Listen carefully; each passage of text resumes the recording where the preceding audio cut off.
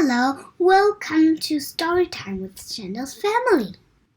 Today we'll tell a story called Katie No Pocket. Big tears rolled down Katie Kangaroo's brown face. Poor Katie was crying because she didn't have a pocket like other mother kangaroos. Freddie was Katie Kangaroo's little boy, and he needed a pocket to ride in. All grown-up kangaroos take awfully big hops, and little kangaroos like Freddie get left far behind unless their mothers have nice pockets to carry them in. And poor Katie didn't have any pocket at all. Katie Kangaroo cried just thinking about it, and Freddie cried too. Then, all of a sudden, Katie had a wonderful idea. It was so wonderful, she jumped 6 feet up in the air. The idea was this. Other animal mothers had children, and they didn't have any pockets. She'd go and ask one of them how they carried their babies. Freddie looked all around to see whom to ask, and Katie looked all around to see too. And what they both saw were 2 bubbles rising up from the river right beside them. Bubble, bubble, bubble. Mrs. Crocodile, said Katie, feeling lots better already. she hasn't any pocket. Let's ask her. A lot of big muddy bubbles came up through the water, and then Mrs. Crocodile stuck her head up and opened her enormous mouth and smiled. "Why, Katie Kangaroo, what can I do for you today?" Please, Mrs. Crocodile, I'm so sad. said Katie.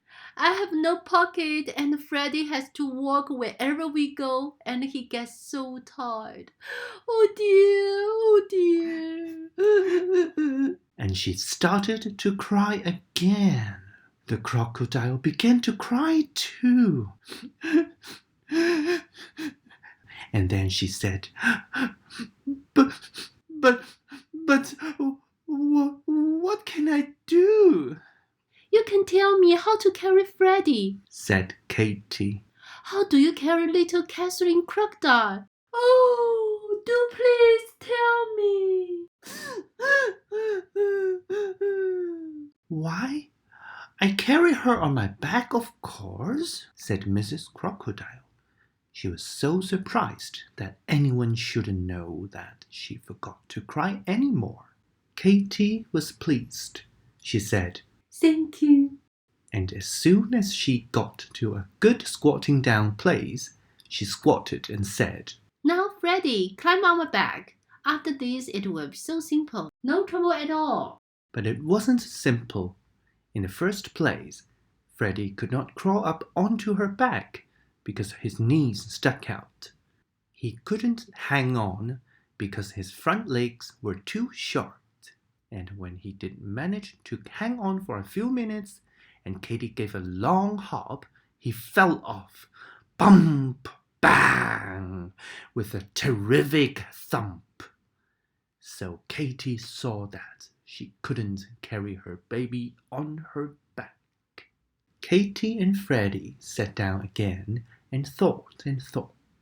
I know. I'll ask Mrs. Monkey. I'm sure she can help me. So Katie and Freddie set off for the forest, and very soon they found Mrs. Monkey.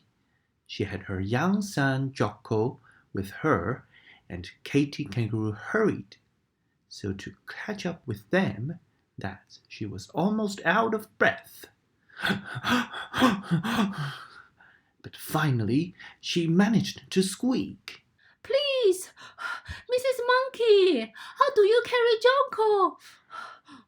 Why, in my arms, of course, said Mrs. Monkey. How else would any sensible animal carry anything? And she whisked away through the trees.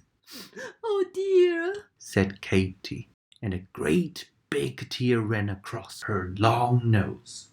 I can't carry anything in these short little arms. Oh dear, she wasn't any help at all. What are we going to do?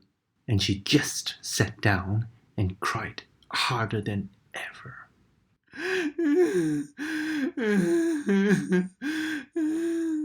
Poor Freddy. He hated to see his mother cry, so he put his paw to his head and he thought and thought and thought. What about the line? He asked when Katy stopped crying a little. They don't carry their children. The poor things walk just the way you do, said Katy. There's birds. Said Freddy. How do they carry their babies? Birds, said Katy. The mother birds push their children out of the nest, and they squawk and shriek and flap their wings about it. Then all at once, Katy Kangaroo stopped crying and looked at Freddy. They do say that the owl knows almost everything, she said slowly. Well, then, for goodness sake, let's ask him, said Freddy. They found the owl asleep in the old dead tree, and he was cross because he didn't want to be waked up in the middle of the day. But when he saw that Katy was so sad, he came out, blinking and ruffling his feathers, and said in a scratchy voice, Well, what is it? Speak up, and speak loudly. I'm deaf as a post.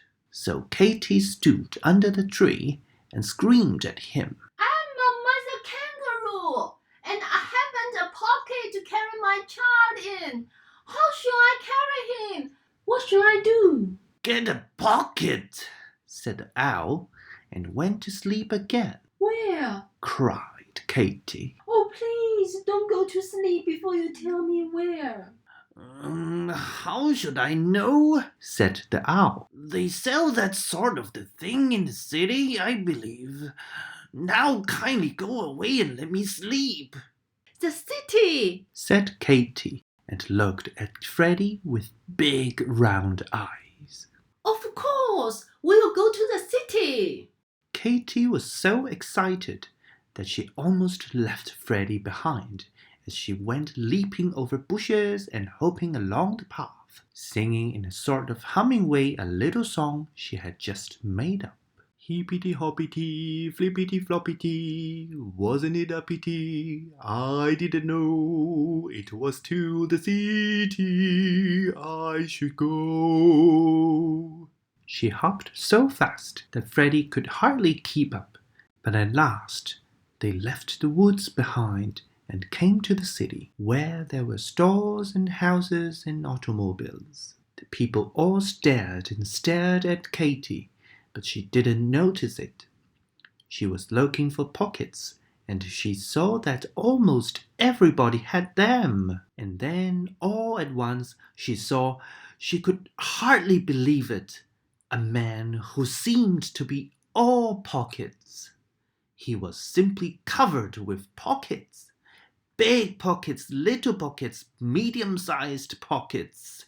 Katy went up to him and laid a paw on his arm. He was a little frightened, but Katy looked at him with her soft brown eyes and said, Please, dear, kind man, where did you get all those pockets? These pockets? He said. You want to know where I got all these pockets? Why, they just came with the apron, of course. You mean you can really get something to put on with all those pockets already in it? Asked Katy. Sure you can, said the man. I keep my hammer and nails and tools in my pockets, but I can get another apron, so I'll give you mine. He took off the apron and dumped it upside down. Out fell a saw, wrench, nails, a hammer, a drill, and lots of other tools. Then the man shook the apron hard and turned it right side up again and hung it around Katy's neck and tied it behind her back. Katy was so pleased and excited and happy that she couldn't speak. She just stood still and looked down at the pockets and smiled and smiled and smiled. By this time, a big crowd had gathered to see what Katy Kangaroo was doing. When they saw how pleased she was, they all smiled too. At last, Katy was able to say thank you to the nice, kind man. And then what do you think she did? She popped Freddie into a very comfortable pocket, and she hippity-hopped home faster than ever before because, of course, she didn't have to wait for Freddie. And when she got home, what do you think she did? Well, she had so many pockets that she put Freddie into the biggest one of all. Then, into the next largest, she put little Leonard Lion. Thomas Turtle just fitted into another pocket. Sometimes she had a baby bird if its mother was busy at a worm hunt. And there was still room for a monkey, a skunk, a rabbit, a raccoon, a lizard, a squirrel, a possum, a turtle, a frog, and a snail. So now all the animals like Katy's pockets better than any other pockets in the whole forest. And Katy Kangaroo is very happy because now she has more pockets than any mother kangaroo in the world.